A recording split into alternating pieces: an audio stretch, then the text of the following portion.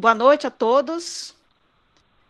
Mais uma vez, estamos aqui na nossa aula do curso Indígenas do Brasil. Hoje é a nossa sexta aula e hoje nós vamos falar sobre para que a tutela dos povos indígenas na Paraíba, sobre o regimento do SPI.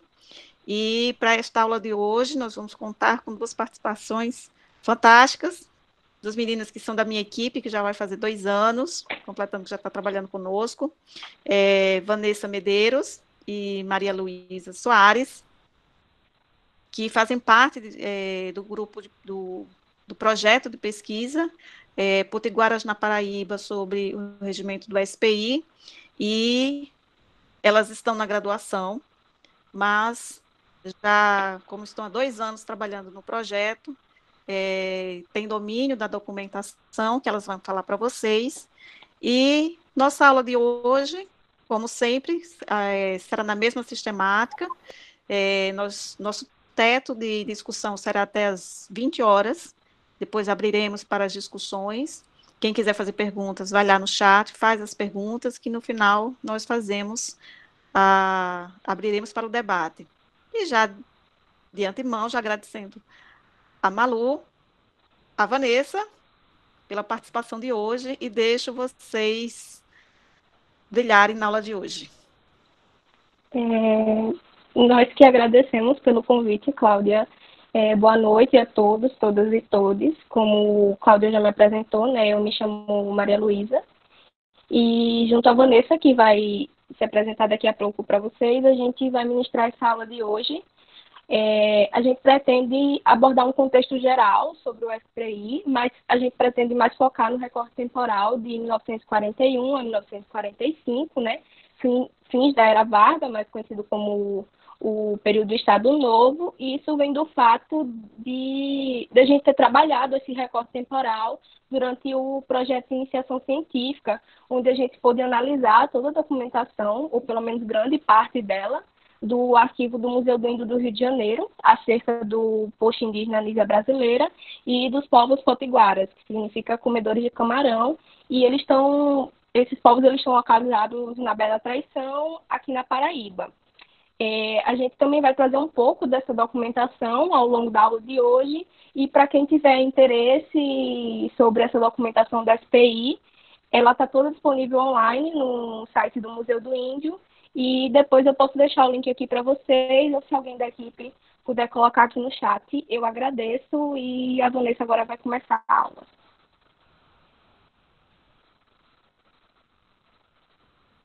Boa noite, pessoal. Como o Cláudio também já apresentou, meu nome é Vanessa Moreira de Medeiros, e eu vou estar começando um pouquinho. Eu e Malu, a gente vai estar debatendo de forma... eu vou pegar uma parte, ela vai pegar outra, e eu peço só apenas que peço desculpa pelo nervosismo, e vamos começar, né? Primeiro, eu queria trazer vocês um pouquinho para o contexto da criação da SPI em 1910, e os motivos e os objetivos. A proclamação da República, que aconteceu em 1889, vinha com uma política que buscava a demarcação das fronteiras, que deu origem à Comissão de Linhas Telegráficas e Estratégias de Mato Grosso ao Amazonas. Isso foi de 1907 a 1915 e foi popularmente conhecida como a Comissão Rondon. No final do século XIX para o começo do século XX, existia essa preocupação com os indígenas violentos, pois o local que eles habitavam as pessoas buscavam expandir o seu território. Tanto a expansão territorial como a expansão econômica. Através da expansão de linhas telegráficas de comunicação, o litoral do Brasil era a maior parte onde as pessoas viviam, onde os civis viviam. E o objetivo dessa linha de telégrafos era ligar, por exemplo, a capital do Brasil, que na época era o Rio de Janeiro, ao norte do país, por exemplo. Esse objetivo ligar os dois lados, esses dois extremos, pela linha de fio telégrafo. Não só através da linha de fio telégrafo, né, mas existia também a construção de estradas e ferrovias de forma estratégica, visando ajudar essa demarcação. Os povos indígenas eram vistos, nessa época, como uma barreira para a expansão. De certa forma, eles formavam essa barreira física para esse projeto de expansão territorial. Na época, conhecido médico alemão, que era naturalizado brasileiro, perdão pela pronúncia, Hermann von Ihering, defendia que a real vítima, na verdade, eram os colonos europeus e aqueles habitantes que trabalhavam para o progresso do Brasil. Para ele, era necessário dar fim aos indígenas. E de encontro com essa percepção, a gente vai ter o Marechal Cândido Mariano da Silva Rondon, que comandou a Comissão Rondon e futuramente se tornaria o primeiro diretor do SPI, o Serviço de Proteção ao Índio. Rondon, através de pesquisadores antropólogos, e provou que era possível obter um contato com o indígena de forma pacífica, de forma de conversa, o que antes não era considerado possível. Ele buscou, de certa forma, desmistificar essa visão romantizada que as pessoas tinham do índio e também entender que, não por via de regra, ele era uma pessoa, um ser violento. Ele buscava defender que era possível ter contato com o indígena sem os maus tratos, que era o que normalmente acontecia. Aconteceu nessa transição do Império para a República uma mudança de políticas indigenistas no Brasil. Devido à massiva invasão de terras indígenas, em meio a grandes discussões entre a visão do Ihering, o médico alemão, e os estudiosos positivistas, vai surgir o Serviço de Proteção aos Índios e Localização de Trabalhadores Nacionais, o SPI-LTN, em 1910. O órgão buscava, através do apoio de Rondon, que era seu primeiro diretor, né, e desses estudiosos positivistas, estabelecer um modo de gerir e controlar, induzindo uma forma de poder através das legislaturas do Estado Nacional.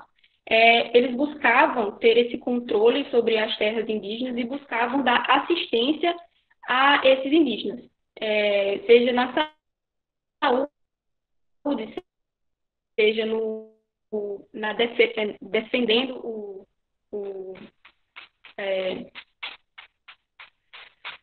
os territórios indígenas e apoiando eles. A HPI foi, de certa forma, transformar esse indígena num trabalhador nacional. Futuramente, o Rondon também vai dizer que não só um trabalhador nacional, mas era possível considerar futuramente esse trabalhador, esse indígena, como um guerreiro que iria defender as fronteiras do país, né? O conceito positivista que existia na época progressista entendia que o indígena não era um indígena, mas sim ele estava indígena, sendo um processo transitório e passageiro, em meio a um processo, de certa forma, evolutivo. O Serviço de Proteção ao Índio e Trabalhadores Nacionais acreditava que, através dessas políticas assistencialistas, gradativamente, os indígenas iriam desaparecer, sendo integrados à sociedade e se tornando civilizados. Não só trabalhador nacional, como eu falei, mas o Rondon também acreditava nessa capacidade de defender a fronteira, né? Enfim, o SPI, em 1918, o SPI-LTN, vai se transformar em apenas SPI, que é Serviço de Proteção ao Índio, mas sem alterar os seus objetivos e prerrogativas. Ele trouxe uma mudança significativa no processo de assistência ao índio. Antes, o que era responsabilidade religiosa vai se transformar numa responsabilidade do Estado. E o que era que o Estado queria com isso? Tirar esse, de certa forma, poder da religião e trazer para o Estado Nacional. Ele buscou, por meio do Ministério da Agricultura, obter maior controle dos indígenas. O que antes era responsabilidade da religião, a catequese, passa a ser uma situação de evolucionismo dos povos primitivos, uma consequência da ideologia progressista. O indígena passa a ser visto pelo Estado com olhos paternalistas, entendendo-o como uma criança ou órfão com a necessidade da tutela para suprir as necessidades e capacitá-los para o trabalho. A tutela, que já vinha desde a catequese desses índios para benefício da coroa portuguesa, dava o poder ao Estado de controlar o indígena através do SPI, que era subordinado do Ministério da Agricultura. Eles faziam esse papel de intermediários para que eles possam ser inseridos na comunidade nacional. O indígena não tinha sua própria história para o Estado. Ele representava, de certa forma, o passado do Brasil. E ele precisava evoluir para o que seria a sociedade moderna. Então, ele era considerado, de certa forma, um menor de idade, que, sem a assistência do Estado, seria extinto, e a única maneira de preservação seria introduzi-lo na sociedade nacional, tendo que o indígena se desprender de seus hábitos culturais e modo de vida. Como eu falei, o SPI era subordinado ao Ministério da Agricultura e tinha o papel de fornecer assistência, defender os direitos territoriais dos indígenas, garantir esses direitos, evitar as invasões, garantir o respeito às organizações internas das comunidades, punir crimes cometidos que poderiam ocorrer contra esses povos, evitar que eles fossem a terceiros, impedir também guerras intertribais, tentar restituir as terras que foram usurpadas, e era também papel deles introduzir o indígena na pecuária e instruir profissionalmente os filhos para que futuramente eles pudessem trabalhar nessas culturas. Entre 1937 e 1945, na era Vargas do Estado Novo, foi intensificado essa visão expansionista territorial e buscou desenvolver a efetividade e intensificar o trabalho do SPI em regiões que não estavam sendo tão exploradas. Quem vai agora esclarecer um pouco mais para vocês sobre a Era Vargas e a ação nessa época vai ser Malu. Bom, dando continuidade a isso que a Vanessa falou, mesmo o SPI tendo sido fundado em 1910, durante o governo de Peçanha, Vargas só assumiu a presidência em 1930, né, como consequência da revolução que ocorreu nesse ano, e só depois dele ter assumido a presidência, o órgão ele começou a passar por diversas mudanças, entre elas a constante troca de ministérios. A exemplo disso, que quando o Vargas assumiu, o órgão ele fazia parte do Ministério dos Negócios, Trabalho, Indústria e Comércio, que foi em 1930.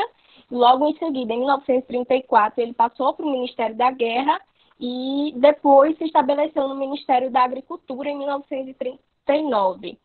E o fato dele ter se estabelecido nesse ministério vinha pelo fato de que Vargas viu os povos indígenas como uma verdadeira raiz do Brasil, e que essas questões indígenas estavam relacionadas com o solo e com a colonização, como ele deixou bem explícito no documento número 85 da Inspetoria Regional número 2, que eu vou ler um trecho aqui para vocês.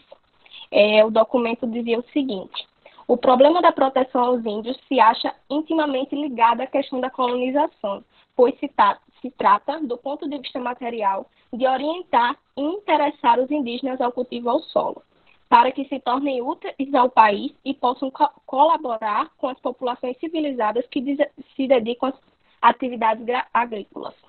Ou seja, o SPI ele foi responsável pelas políticas indigenistas de tentativa da imposição de outra etnia, de elementos culturais não indígenas, e de que os povos assistidos pelo órgão passassem pela tutela para depois ser implantados nacionalmente, né? Já que a tutela ela tinha por objetivo torná-los produtivos para o país, né? E grande parte disso vinha através do trabalho rural. Mas essas mudanças elas não tiveram apenas atreladas ao Ministério, como também essa questão dos objetivos. Esses objetivos que Vanessa citou, em 1942 ele acabou sofrendo alterações, e dentre eles estava o acréscimo da posse e demarcação de terra. Agora também havia uma preocupação com a organização das aldeias e um estudo mais profundo da cultura daquele povo que eles estavam adentrando, né, em território. E, além disso, também veio o fato de entrar a punição. Essa punição vinha muitas vezes do fato do indígena não cumprir as regras do SPI. Ou seja, às vezes aquela coisa que era natural para o indígena, para o chefe do posto, era algo que estava sendo infringido e, como punição, muitas vezes eles eram presos e, em casos mais graves, chegavam a ser até ser transferidos para outras reservas. E, além disso, né, o governo Vargas, ele apresentava características bem pontuais, como a centralização do poder, políticas trabalhistas e a propagação de políticas e capacidade de negociação política, além da aproximação de massas. E dentre dessas também estava o fato da política varguista ser exercida através de decretos-leis, ou seja, esses decretos eles não precisavam de uma aprovação de um legislativo, pois possuíam força por si só de uma lei. E a gente resolveu trazer para a aula de hoje como destaque o decreto 17.687, de janeiro de 1945, que ele trazia mudanças no regimento do SPI, com base no artigo 74, e esse decreto ele reforçava a isonomia das decisões vindas do presidente, ou seja, de Vargas, e que o SPI, a partir de então, ele passaria a funcionar de acordo com essas novas regras. E uma das coisas bem em destaque que a gente encontra dentro dessa documentação é uma maior fiscalização nos postos e nas inspetorias locais, né, as inspetorias regionais, que ao total elas eram 9 e eram responsáveis por administrar os repasses financeiros para os postos indígenas, esses que deviam cobrir e atender às necessidades básicas referentes às populações que eles estavam assistindo, né?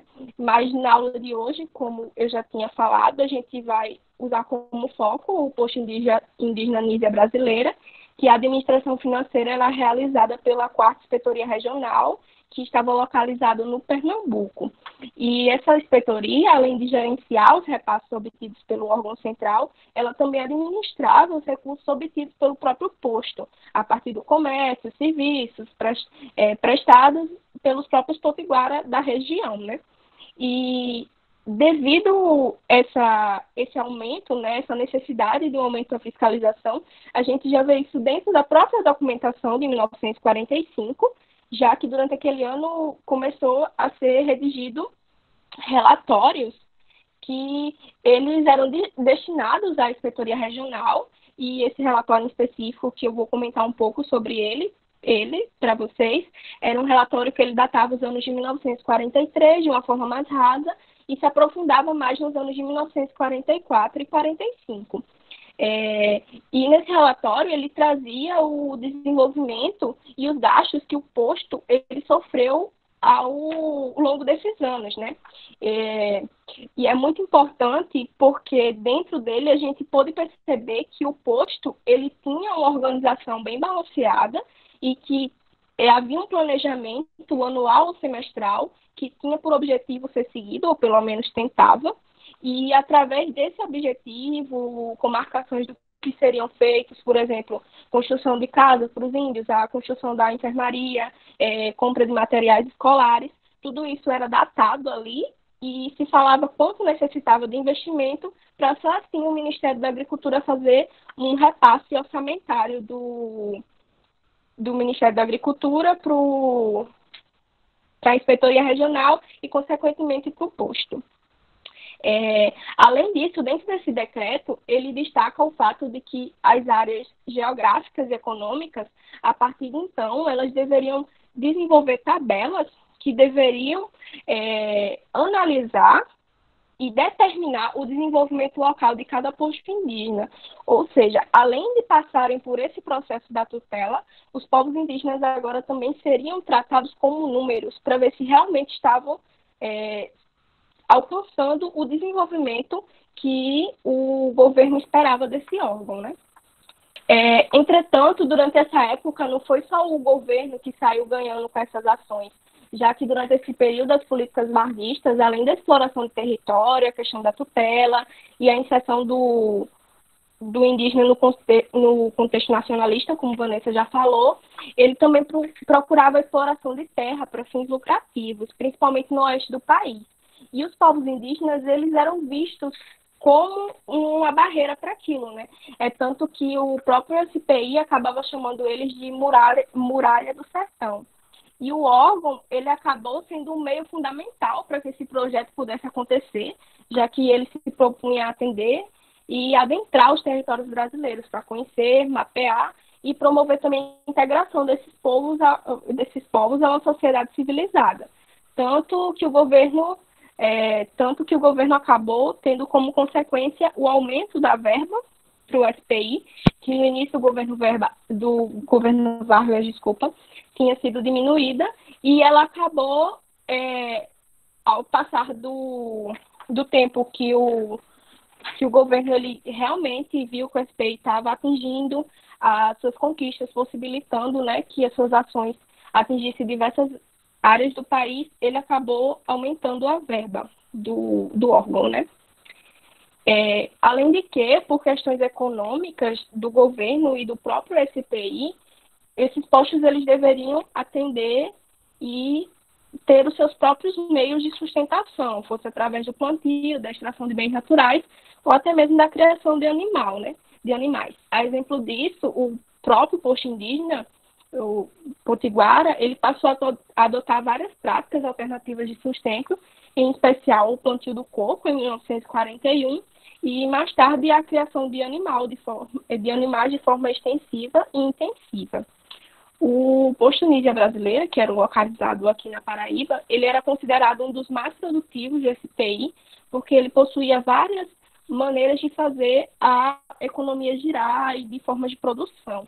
A exemplo disso, os inúmeros serviços prestados e a extração da borracha, que foi um dos ciclos que tiveram bastante desenvolvimento na área, além do plantio de coco, pimenta, mandioca, agave e frutas, mas rendiam muito para o crescimento local, né? E, além disso, diante dessas questões econômicas, a gente pôde notar o quão alto era a influência do Estado sobre as práticas tradicionais potiguaras, quanto aos meios de sobrevivência e os impactos que isso causava entre a população. A exemplo disso era o início do plantio do eucalipto, né, na região, que de início a planta ela não é uma planta nativa daqui e ela foi trazida para plantar na área entre Mamanguape e Baía da Traição, que era a área que o posto atendia, e os indígenas da região eles não tinham contato com o manuseio daquela planta. Então, é mais uma prova de como eles estavam sendo tirados de dentro da sua cultura, do que eles eram acostumados a fazer e sendo levados para um meio de adaptação ao que realmente o SPI queria.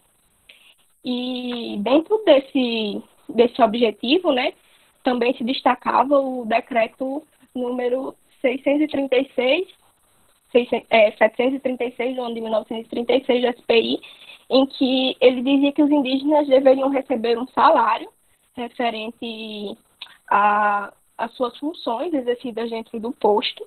E muitas vezes essas funções e a busca por esse salário era decorrente do fato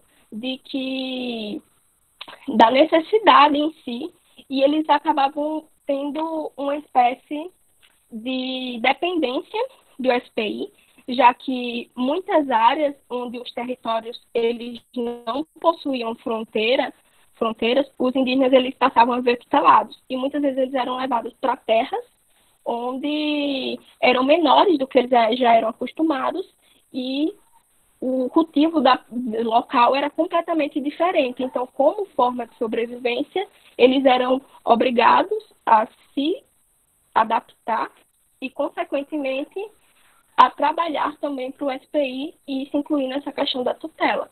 E agora a Vanessa vai explicar melhor um pouco sobre essa questão de territórios para vocês. Eu vim um pouco amplificar um pouco essa visão, então eu vou trazer um pouco do Nordeste para vocês e eu vou depois falar um pouquinho do que foi a ação do SPI nas questões territoriais aqui na Paraíba, ok? No Nordeste, é importante enfatizar que a cultura pacífica e submissa que é atribuída, de certa forma, aos indígenas nos livros de história, na historiografia mais tradicional, foge um pouco do que realmente aconteceu. Onde os povos indígenas sim formaram resistência e não aceitaram passivamente o que aconteceu e permanece acontecendo, né? Ocorreu no Nordeste, no final do século XIX, os indígenas que habitavam a região litorânea,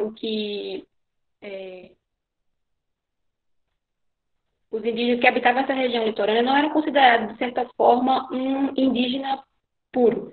Era atribuído a esses povos uma noção de povos remanescentes ou povos misturados.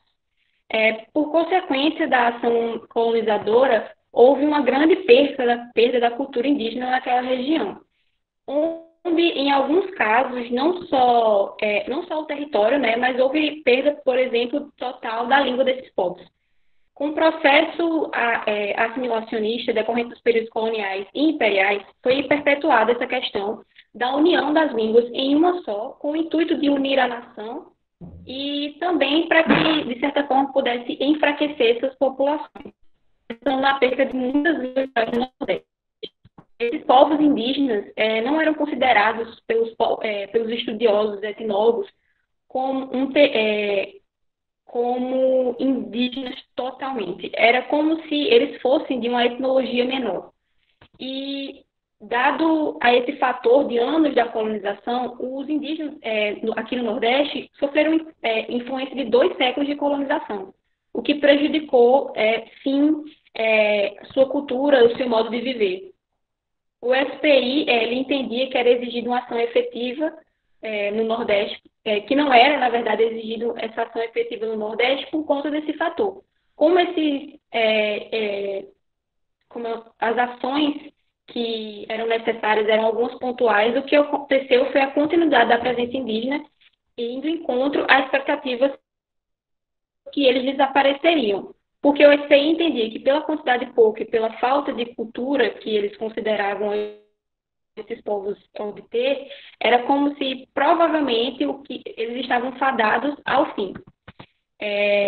O que aconteceu também foi que o SPI errou ao não dar atenção às necessidades e reivindicações dos povos indígenas.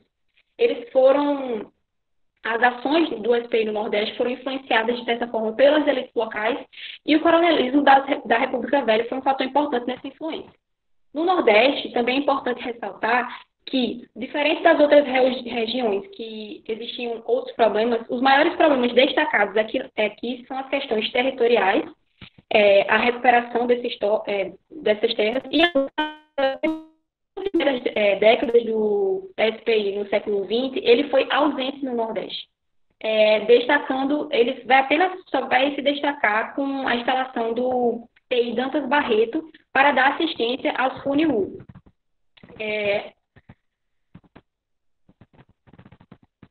O decreto 5.484, que data de 27 de julho de 1928, falava sobre a centralização dessa assistência fornecida pelo SPI aos povos que eram considerados por ele mais puros, com maior presença dos seus costumes originais e culturais. Como se pode observar, a legislatura ela prejudicava a ação efetiva do SPI aqui no Nordeste. A questão da assistência do SPI no Nordeste se dava pela concepção do que seria o índio. Então, se eles não conseguem compreender ou estabelecer o que seria esse índio, também era difícil para eles estabelecer a quem fornecer essa assistência. Os índios no Nordeste passaram por um processo constante, como eu falei, por 2 séculos de perda cultural desde o período colonial. Por conta desse fator, era gerado dúvidas relacionadas à autenticidade desses povos. Mas ocorreu que os indígenas começaram a ação efetiva do SPI no Nordeste, quando eles tomaram conhecimento da existência desse órgão, denunciando casos de violência com os povos. Entre os anos de 1940 e 1950, houve um aumento desses postos, ampliando o atendimento na região do Nordeste. O SPI no Nordeste pouco mudou no dia a dia do indígena. Ele trouxe apenas assistência relacionada à terra, pouco se fez. No Nordeste, para não gerar conflitos com possíveis invasores de terras, foi aplicado a prática do arrendamento, considerando ilegal apenas aqueles arrendamentos que não eram controlados pelo SPI. Então, existem casos, sim, de resistência dos índios do Nordeste. Eu vou dar um exemplo que acontece do chucurus em Pesqueira, que se aliaram à ditadura, onde houve uma intensificação dessa vigilância e onde eram considerados que esses povos indígenas que representassem, de certa forma, alguma resistência às ações do SPI, às exigências do SPI para esses povos, eram considerados inimigos internos. Vindo agora para o PI Nízia Brasileira, o posto que existiu aqui, né, como eu falei,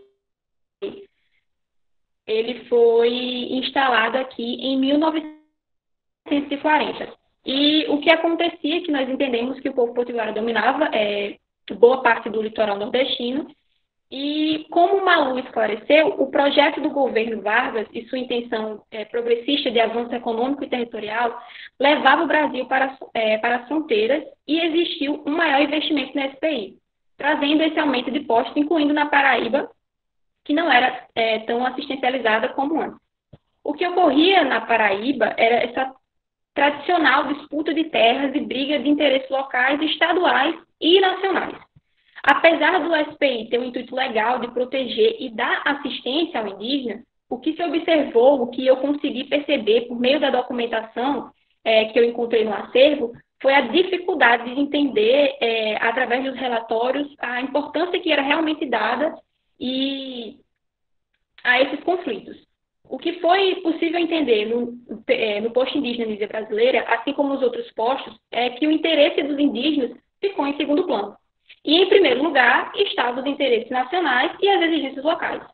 O que foi observado na documentação também foi essa falta de efetividade administrativa pelo SPI. Ao observar essas documentações, fica bem mais claro que os interesses territoriais dos indígenas não foram respeitados. E não foi possível obter as terras que foram tomadas antes da ação da SPI. Por já obter pessoas vivendo nesses locais, habitando, e também as usurpações que ocorreram contemporâneas à ação do PI Nízia Brasileira foram não só permitidas, como a maneira como foi lidada administrativamente com essas remarcações de terras e com os arrendamentos, prejudicou o real acesso e a defesa dos direitos territoriais desses indígenas. Os interesses que eram colocados em primeiro lugar eram os interesses de famílias antigas, que até hoje nós temos dificuldades de lidar, não é isso? Por anos na política se perpassam a continuidade de famílias que, no caso desta época, na época que nós estudamos, buscavam garantir seus interesses territoriais e, pelo SPI, de certa forma, era permitido que isso ocorresse. Há na documentação que nós temos olhadas o exemplo da família Fernandes, onde dois irmãos que eram conhecidos e buscavam perpetuar o poder na cidade de Mamanguape, eles queriam se reeleger garantindo o poder territorial. E a ação dessa família se data desde o início de no caso de 1940, quando foi instalado o PI Nízia Brasileira. Essa dificuldade você vai poder observar que ela se perpetua e que continua ocorrendo esse interesse primordial às autoridades locais do que ao interesse realmente dado dos povos indígenas.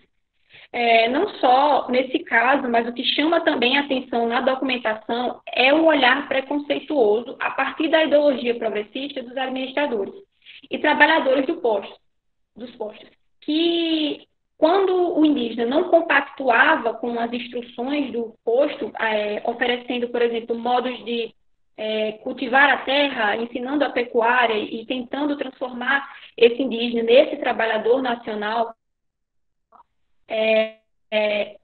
o modo como era resistido a essas ações, o o indígena era considerado como uma pessoa que não tinha boa vontade, que era, de certa forma, preguiçoso.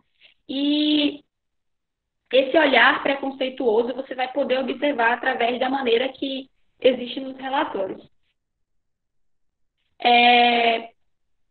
Como o Malu também já observou, como uma barreira para o progresso, uma barreira viva que impedia. O SPI ele não incentivou invasões territoriais, mas o que aconteceu é que, infelizmente, por falta de efetividade, ele também não impediu que isso acontecesse.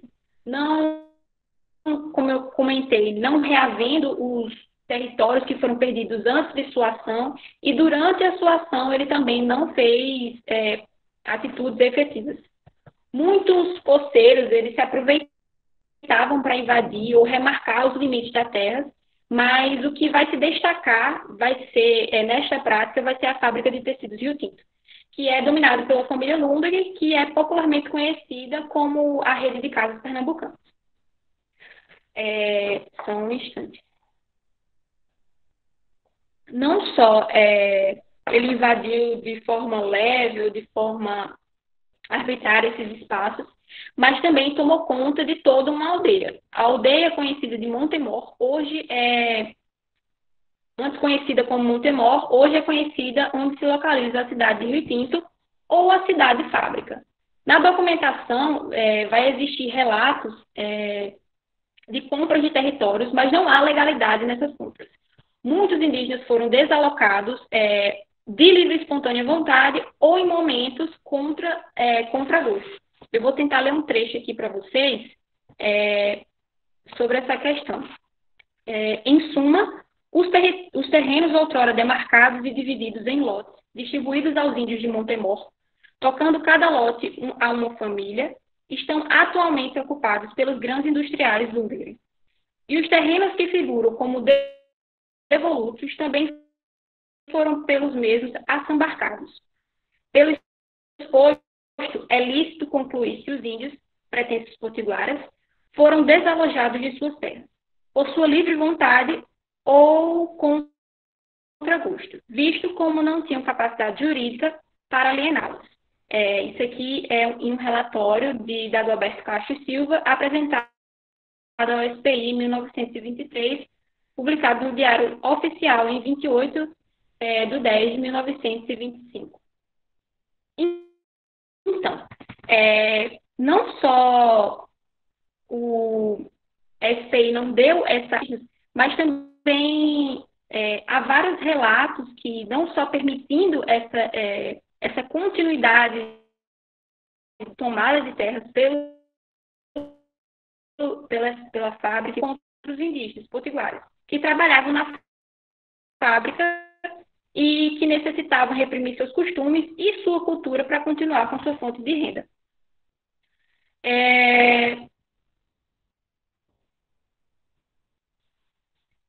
Há também as usurpações conhecidas por poceiros e fazendeiros, sem obedecer leis ou serem cobrados de forma judicial sobre a demarcação irregular dessas terras. Era preferível aos administradores manter um relacionamento pacífico com esses homens do que gerar um conflito maior. E a não demarcação dessas terras, das terras potiguaras, aqui na Paraíba, que era dever também do SPI, foi justificada por eles pela falta de pagamento dos arrendamentos, que não só permitiam que eles continuassem nas terras, mas é possível perceber na documentação que, de certa forma, era como se eles escolhessem as melhores terras, as terras férteis, sendo elas destinadas a esses arrendatários. Em alguns momentos, a tomada de terras, como no finalzinho do trecho que eu li sobre a questão da fábrica Rio Tinto com as terras potiguaras, é atribuído ao indígena essa culpa, ou como se fosse responsabilidade dele, o fato das terras estarem sendo tomadas. Por falta desse pagamento, e o que aconteceu é que, durante muito tempo, os administradores e trabalhadores do SPI do posto indígena brasileiro aqui na Paraíba afirmavam receber esses pagamentos de arrendamentos e diziam utilizar esse dinheiro para melhorar a assistência fornecida aos indígenas.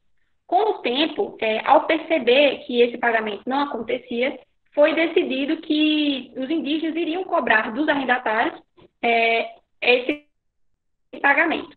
Com a visão da falta de pagamento que foi percebida, alguns momentos existiu a violência para adquirir esse pagamento.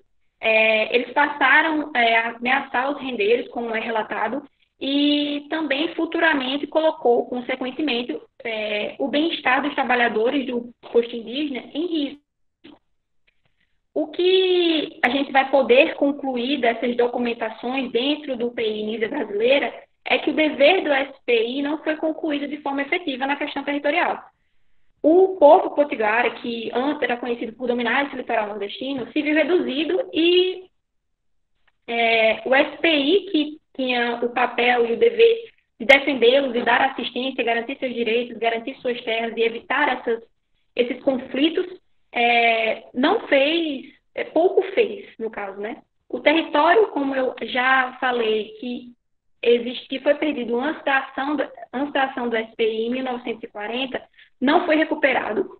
E as perdas que existiram durante a ação do SPI aqui em 1940 a 1945 e futuramente também não foram garantidas, não foram reivindicadas de forma efetiva, o que prejudicou e acabou resultando na perda do território indígena potiguara. Não só existiu, de certa forma, uma dificuldade nessa documentação de entender nesse relatório, como é que eu posso dizer, a importância dada a esses conflitos, porque o modo como era escrito, que foi escrito esses relatórios, às vezes gerava essa dificuldade de entender que eles realmente davam importância a isso, não eram apenas relatando alguma briga menor entre os civilizados e os indígenas. Também existia uma dificuldade grande de entender qual era o papel do indígena e qual era a voz dele nessa documentação. E não é possível entender exatamente o que era feito, qual eram os seus sentimentos, como eles se sentiam. E eu convido Malu a falar um pouquinho mais sobre isso. Bom, além de todo esse processo, né, envolvendo a tutela que Vanessa acabou de esclarecer, uma das coisas importantes que a gente deve e precisa se preocupar é se realmente havia a voz dos indígenas, a participação deles nessa produção, nessa documentação, nesse relatório. E ao analisar tudo isso durante o projeto, né, a gente percebe que a única preocupação e o que era de predomínio dentro dessa documentação era a preocupação do SPI de implantar esses indígenas dentro de um trabalho com um modelo produtivo e que se tivesse, na visão deles, respeito por essa cultura, e que muitas vezes a gente percebe dentro da documentação que não havia esse respeito em si, que ela só mostra a visão do tutor, no caso o SPI, e não do tutelado, o indígena.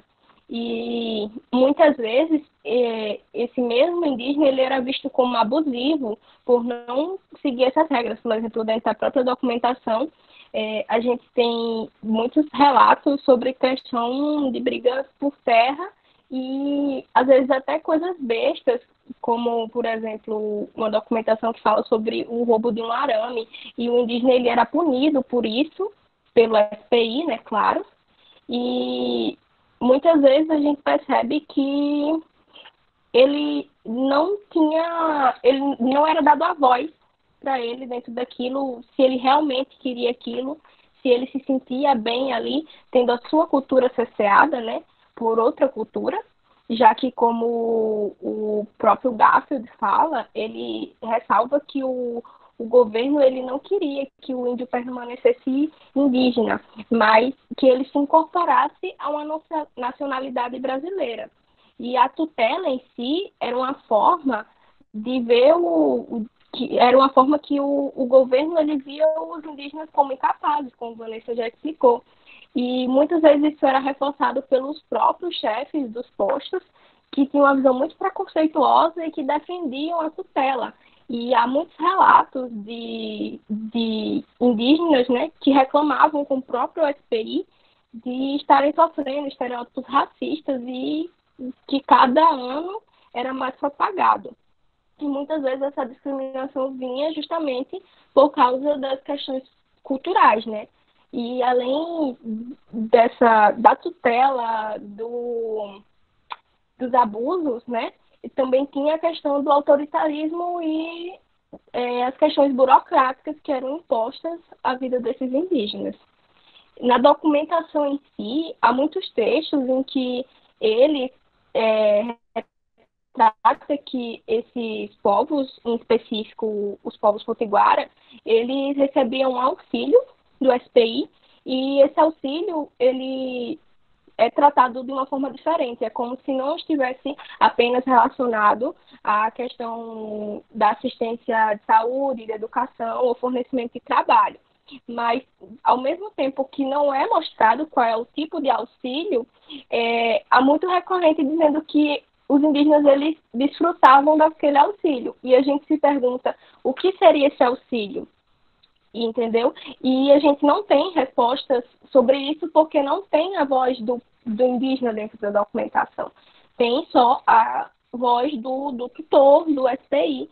E isso a gente acaba percebendo que vai se propagando durante os anos. Por exemplo, durante esse trabalho que a gente fez, da iniciação científica, durante o ano de 41 a 45, cada ano mais, essas questões elas vão se exacerbando dentro da documentação e eu encaro isso de uma forma preocupante, né? Porque se o objetivo do governo era tanto a tutela e a inserção desse indígena dentro do meio civilizado, por que não se preocupar com o que ele sentia e o que ele realmente queria? Então, é isso mais ou menos o que a gente queria trazer para a aula de hoje. E eu agradeço a todos que ouviram.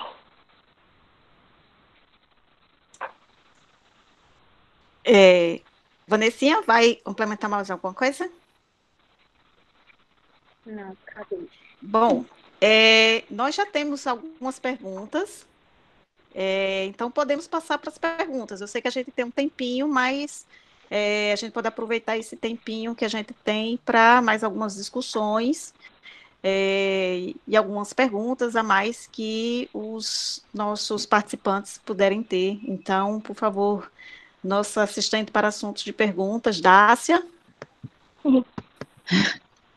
Estão me ouvindo? Não estão me vendo? Estamos ouvindo. Meninas, parabéns pela apresentação. Como é bom ouvir sobre o SPI, a gente vê o desenrolar, né, o desenvolver do trabalho que vocês têm feito, né, de pesquisa, que é tão importante, né, para a gente entender a questão da tutela indígena durante a República, né, e promover e se colocar nesse lugar de escuta dos documentos para a gente entender como é que essa tutela se deu e como ela nos afeta hoje, né? Isso é fundamental. Mas vamos lá, as perguntas. Vamos fazer o seguinte, várias perguntas assim em conjunto, já que vocês fizeram essa dobradinha, que eu achei muito legal, porque complementava muito uma fala com a outra. Então, a gente vai começar com a pergunta para Malu, do Presto Peixoto. Ele pergunta: há indícios de abusos cometidos por parte do SPI contra etnias indígenas que estavam próximas da extinção, contribuindo assim para o fim dessas etnias durante o governo Vargas? Se sim, quais as problemáticas que surgiram a partir desses atos e quais grupos batiam de frente com esses abusos institucionais? Bom, obrigada, Presto, pela pergunta. E, assim, nessa aula de hoje, a gente procurou trazer o que a gente trabalha dentro dessa documentação. Então, essas percepções, no geral, sobre os povos potiguara aqui da Paraíba. Então, essa parte de punições, no geral, dentro do decreto da SPI, dizia que acontecia em várias partes do país, mas que a gente tem certeza e que viu na documentação ocorria nos povos potiguara, aqui da Paraíba, mas também, pelo menos na minha parte, eu não sei se na Divanência de Territórios tem alguma coisa referente se eles batiam de frente ou não.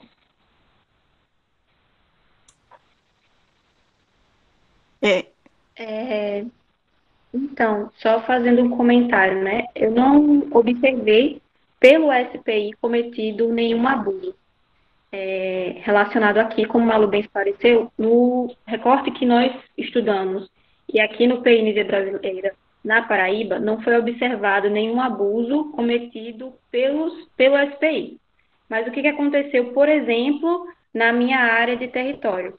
Aconteceu que a fábrica, que tinha alguns trabalhadores indígenas, ela não permitia que as pessoas trabalhassem falando a sua língua natural. Então, isso é considerado uma violência a eles, né? Fatos mais específicos em si, infelizmente eu não vou poder esclarecer. Mas o que eu falo é isso, não existia uma atividade violenta do SPI, mas infelizmente existia uma permissividade em alguns momentos. Não sei se conscientemente ou inconscientemente. E eu também convido, depois a gente vai enviar a bibliografia da nossa apresentação e eu convido vocês a lerem o relatório Figueiredo, que também está disponível no acervo. Cláudia, vai falar alguma coisa? Sim, só para complementar, esclarecer a pergunta de Matheus, é o seguinte, aqui na Paraíba, realmente, a gente não tem informação, em toda a documentação não tem informação de abuso por parte do SPI em relação à população indígena. Há, se não me engano, um documento, porque eles têm, a cada ano, eles apresentam, a documentação é vastíssima, então tem desde recibos, declarações e tal, e tem também os relatórios que o inspetor, ele fazia ao final do ano. E, se não me engano, aí eu não sei exatamente em qual ano, mas ele relata que houve um problema que, se não me engano, eu acho que Dácia também sabe dessa história, que foi um problema que um indígena agrediu a esposa, que por sinal era professora da escola, e que teve um problema em relação a isso. Mas no relatório também fala de alguns problemas de caráter, digo assim, policiais, né? Mas que não tenha sido decorrência de abuso por parte do órgão. Em outras regiões do Brasil, há registros, sim. Por exemplo, na Amazônia, há registro de interferência do SPI em decorrências dessas populações, no Centro-Oeste também, principalmente na região do Mato Grosso, Mato Grosso do Sul, há algumas ocorrências, mas que não são diretamente, assim, não há registros de funcionários do órgão que tenham agredido. E se tinha, isso era muito bem escondido porque eram funcionários do órgão. Então, em geral, quando essas informações policialescas apareciam no relatório, parecia da seguinte forma, como se o funcionário tivesse reagido em decorrência de defesa, de legítima defesa, porque os indígenas tivessem agredido primeiro. Então, há toda uma nuance em relação a essa documentação e em relação a esses processos, né? Mas pensar nessa questão que eles tinham promovido, uma questão próxima da extinção, aí a gente vai entrar numa outra discussão, que é o fato das epidemias. E, inevitavelmente, a gente tem esses órgãos no momento em que isso acontece até hoje, esses órgãos onde eles entram em regiões, principalmente em regiões mais isoladas, com populações mais isoladas e, consequentemente, mais propensas a questão de se contaminarem com doenças que para nós já são resolvidas, mas para eles não. Então, isso em muitas populações indígenas, ela foi devastadora. Mas aqui na Paraíba, especificamente, esses casos de agressão, a gente não tem registro. Dizer que nunca existiu, pode ser que sim, só que a gente não tem a informação dessa documentação.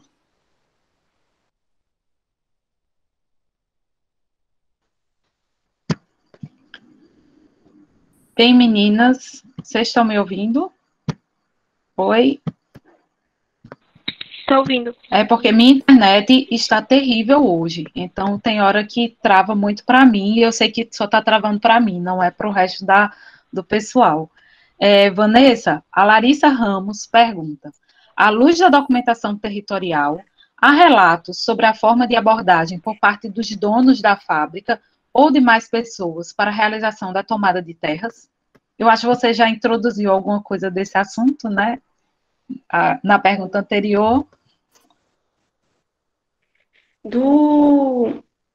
Como eu falei, né, no pedacinho que eu demonstrei, existem relatos dos administradores, dos diretores, relacionados às ações da fábrica perante a população indígena, né?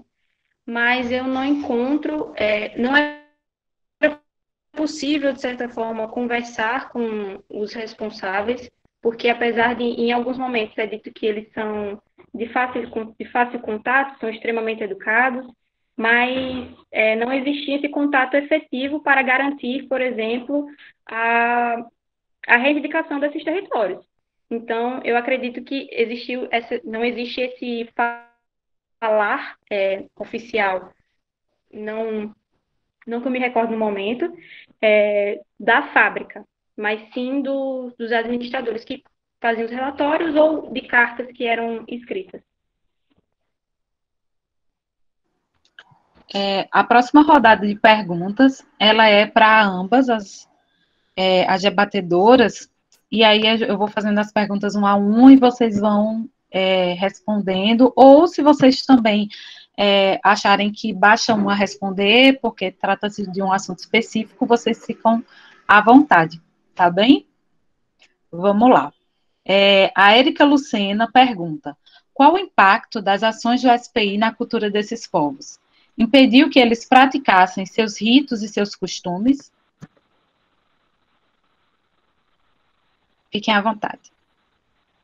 Tu responde ou eu respondo? As duas podem responder também, se vocês quiserem. Vocês podem ter visões diferentes a partir da documentação que vocês trabalharam. Pois é. Pronto, então... Fala, Malu, depois eu comento. Pronto, eu falo e tu complementa. Bom, dentro dessa parte dos impactos da ação do SPI dentro da cultura dos povos, era justamente isso que eu comentei ao longo da aula, né? Deles serem retirados dos costumes que eles já tinham, principalmente na parte da agricultura, e serem inseridos em novas formas de trabalho. E há muitos relatos de que eles eram tirados para, por exemplo, de uma agricultura diversa para uma agricultura mais específica, e já dentro da parte dos costumes, dentro da parte que eu trabalho, não tem muitos relatos sobre essa parte dos costumes em si. Eu acho que mais aquilo que Vanessa falou sobre a linguagem dele dentro da fábrica, e acho que ela pode esclarecer um pouco mais sobre esse ponto. Mas na minha parte da documentação, percebe muito essa parte da cultura em relação à agricultura.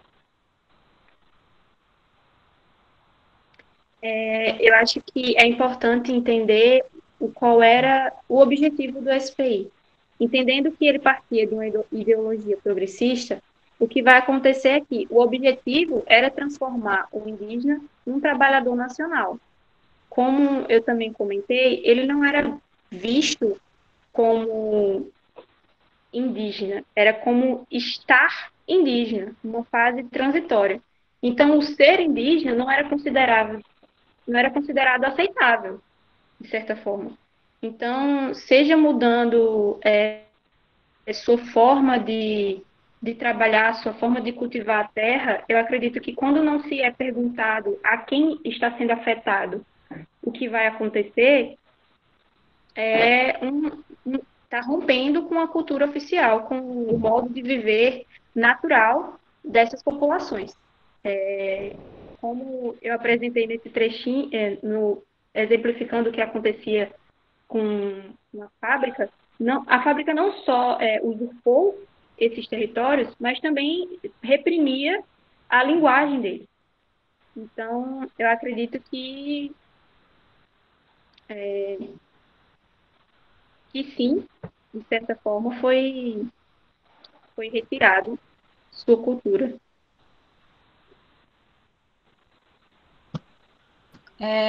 Eu posso me meter na apresentação de vocês, eu sei que eu não deveria, mas eu trabalho com a parte da educação, a educação durante o período da tutela do SPI, e eu acho que na parte da educação é muito perceptível essa tentativa de suprimir a cultura, né, de origem desses povos. Por quê? Porque você tem toda a estrutura escolar baseada em uma língua que não é a língua originária deles, não era a língua originária deles. Todo o material escolar era um material escolar que era de uma educação secular, né, das escolas que não eram escolas específicas. Claro que a gente precisa pensar que tudo isso está no contexto do início do século XX. A gente não pode pensar, né, trazer para os nossos dias e pensar educação indígena hoje aplicada ao século XX. Mas, assim, a gente pode ver a execução de determinados eventos, que são eventos muito próprios de um caráter nacional. Então, festividade Dia da Bandeira, cantar o hino nacional, em nenhum momento você vê algum tipo de elemento que seja cultural dos povos. Então, assim, existem outras formas mais silenciosas, sim, de você sublimar, de você suprimir essa cultura através também da educação. Desculpa entrar na parte de vocês, na apresentação de vocês, mas impossível não lembrar da minha pesquisa. O Obediana, a pergunta continua a ser para ambas, pergunta: como era a ação do SPI diante desses grupos religiosos?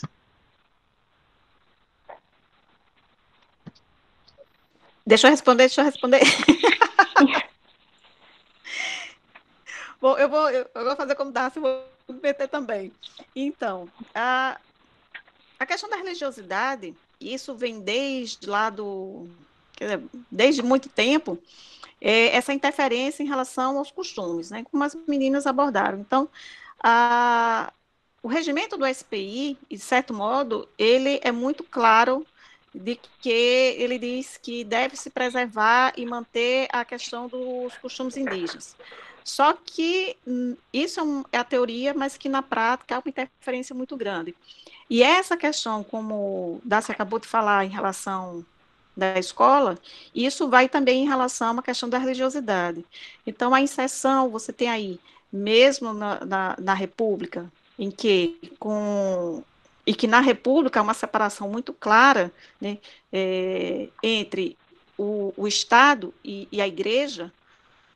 Isso, ele fica na teoria, né, como sempre no Brasil, ele vai ficar no papel, mas que na prática ele começa a inserir essas populações indígenas no Brasil todo, dentro da religiosidade católica, cada vez mais. E aí a educação ela é muito presente nesse sentido, porque dentro do programa da educacional tem lá a educação religiosa. E aí ele vai inserindo, através da educação, como também nas práticas, ao longo desse processo. Ou seja, durante muitos anos, e aí você tem a religiosidade católica, e depois, aos poucos, começa a inserir a questão da religiosidade da igreja protestante. E nesse contexto, de lá para cá, o que você vê é uma total interferência. Há, por exemplo, fotos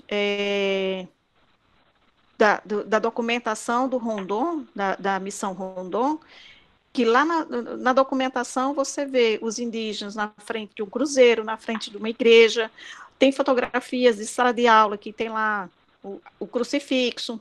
Então, esses essas simbologias, elas são muito representativas no sentido de inserir uma nova cultura para essas populações. O tempo inteiro, o que se pensa e o que se produz é transformar a cultura indígena dentro do conceito de civilidade, de civilização, a partir do conceito de trabalhador e um prestador, não acredito que parou, e prestador de serviço para a nação.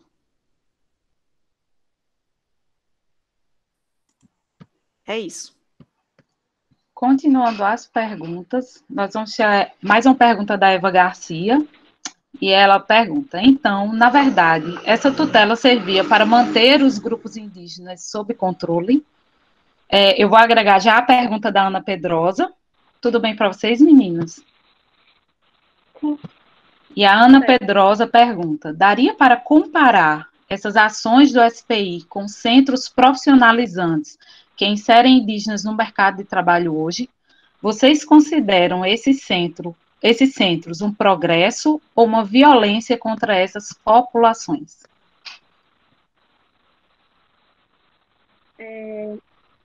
Eu queria responder primeiro da Eva Garcia, para falar como eu tinha conversado antes, a questão da tutela era observar que o indígena precisava ser tutelado. Então, era entendido que não era uma pessoa adulta responsável que entende os seus atos e que sabe o que faz, mas sim uma criança, um menor de idade, alguém que precisa de cuidado, que precisa de assistência, que precisa de suporte. Então, pela legislatura, você vai entender que o SPI deveria oferecer esse suporte, garantir esses direitos, e a prática, o real intuito era o controle. Eu acredito que sim. Porque para garantir que essa expansão territorial funcionasse, essa barreira física era um impedimento para essa expansão territorial e econômica. Então, acredito que através do SPI foi legitimado esse controle que era necessário. Malu? Já sobre essa pergunta da Amanda, né, que ela perguntava um pouco sobre essa relação do SPI com os centros profissionalizantes, eu acho que nem tanto assim, porque eles iam primeiro com o intuito da tutela, né, estabelecia o posto, iniciava a tutela, e dentro daquilo eles já iam inserindo os indígenas no contexto de trabalho. E não eram todos os indígenas que estavam dentro desse contexto de trabalho, assim como também não eram todos que passavam por essas mudanças ou que sofriam essas mudanças. Era um processo gradual, né? E já a respeito desses centros e um progresso, uma violência contra essas populações, eu particularmente, se está retirando a pessoa do que realmente ela é, se ali é a cultura que ela quer seguir, eu particularmente acho uma violência.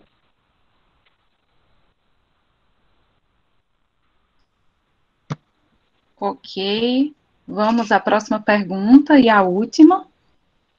A Eva Garcia pergunta novamente. Eu não entendi se uma das duas puder me esclarecer.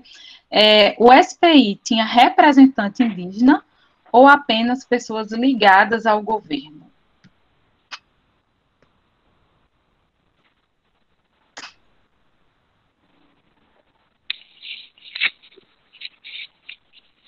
Pelo menos aqui na Paraíba, dentro da documentação que a gente analisou, e pôde observar, né, eram apenas pessoas ligadas ao governo. Os indígenas, eles trabalhavam no posto, mas o comando do SPI em si, os chefes de inspetoria, tanto regional quanto do posto, eram pessoas ligadas ao governo e que vinham para assumir esses cargos. O real, como o Malu falou, né, o real controle mesmo estava dentro dos dentro dos diretores e administradores do SPI que eram legitimados pelo governo, né?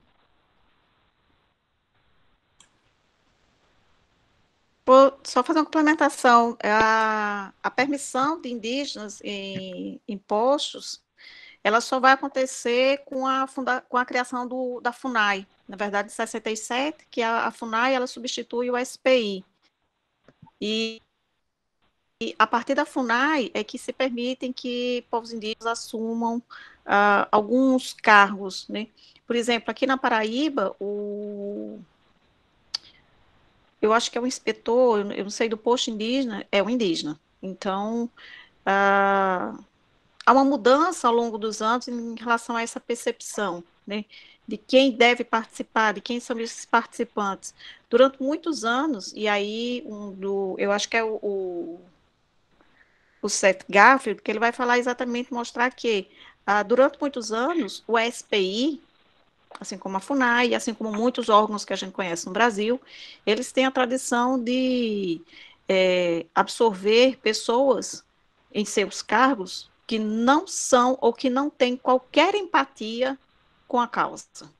Então, é muito comum, dentro da história do SPI, encontrar pessoas que trabalham no órgão que administram e que não têm qualquer relação, não conhecem a realidade dessas populações, não conhecem a cultura, e como não tem empatia com essas populações, com essas culturas, então tende exatamente a fazer isso que as meninas explanaram muito bem, que é a questão de rechaçar, de reprimir, e ao longo desse processo a gente vê que há essas mudanças no caráter linguístico, comportamental, do cotidiano, nos modos de vestir, dos rituais, na religiosidade, etc.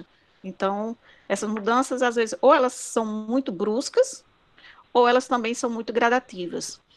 De um lado ou de outro, de um modo ou outro, esses impactos, ao longo dos anos, eles são, muitas vezes, irreversíveis.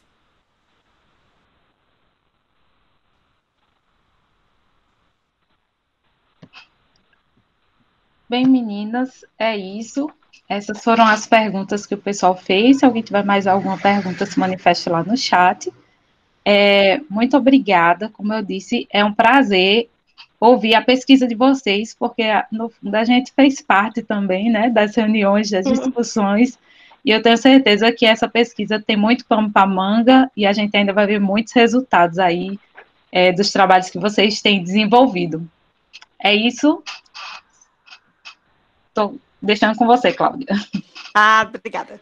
Bom, agradecer às meninas, porque a apresentação foi muito boa.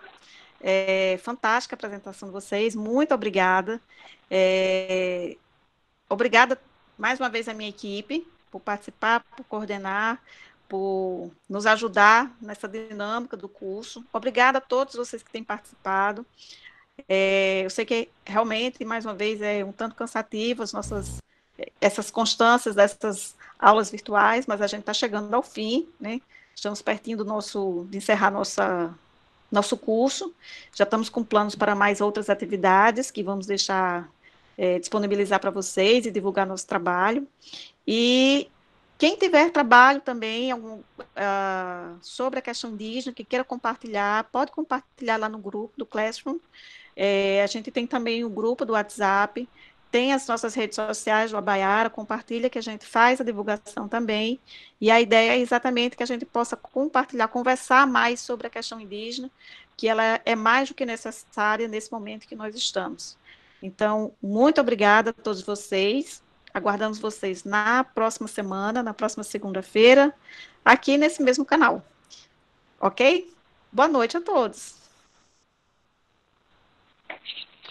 Boa noite.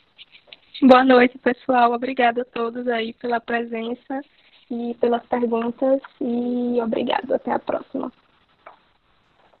Até a próxima.